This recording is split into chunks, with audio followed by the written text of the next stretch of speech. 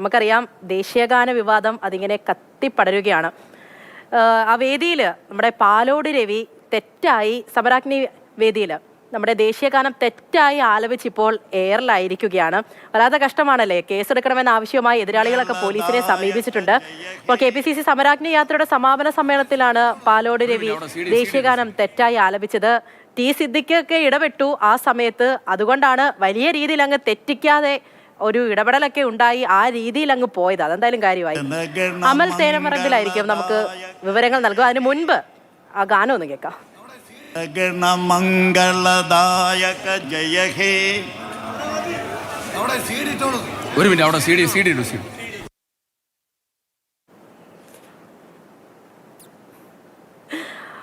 അമൽ തേനമറമ്പിലുണ്ട് കൂടെ. അമലെ, നാണക്കേടല്ലേ? നമ്മൾക്ക് പഴയ ചരിത്രമൊക്കെ അങ്ങ് വിടാൻ പോട്ടെ. അവർ കോൺഗ്രസിൻ്റെതായിട്ടുള്ള സമരാഗ്നിയും മറ്റു കാര്യങ്ങളൊക്കെ വിടാം. മുന്നിൽ വന്ന് നിന്നിട്ട് ഒരു 1ാം ക്ലാസ്സിൽ പഠിക്കുന്ന ഒരു കുട്ടി ചോദിക്കുക എന്ത് നാണക്കേടാണെന്ന് ചോദിച്ചാൽ ഇവർ എന്ത് ഉത്തരം പറയും?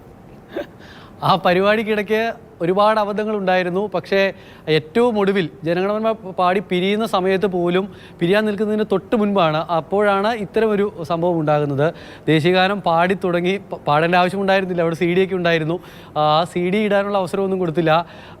പാലോട് രവി വേഗത്തിൽ വന്ന് കയറി മൈക്ക് വാങ്ങി അങ്ങ് പാടി തുടങ്ങുകയാണ് ദേശീയഗാനം. ദേശീയഗാനം പാടുമ്പോൾ കാണിക്കേണ്ട ചില മര്യാദകളൊക്കെ ഉണ്ട്. പക്ഷേ അതൊന്നും ശ്രദ്ധിക്കുന്നില്ല. മൈക്ക് കിട്ടിയതിൻ്റെ ആവേശം ഒരു കാണിക്കുന്നതാവാം ഒരു പൊതുപ്രവർത്തകനൊക്കെ അല്ലേ. അപ്പോൾ വന്ന വഴി ആ ഡെസ്കിൽ കൊട്ടിയൊക്കെയാണ് പാടുന്നത്.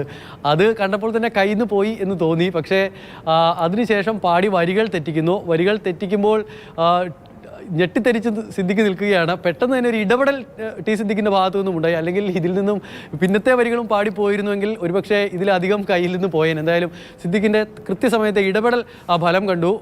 എന്താണ് സംഭവിച്ചതെന്ന് അപ്പോഴും പാലോട് രവിക്ക് മനസ്സിലായില്ല.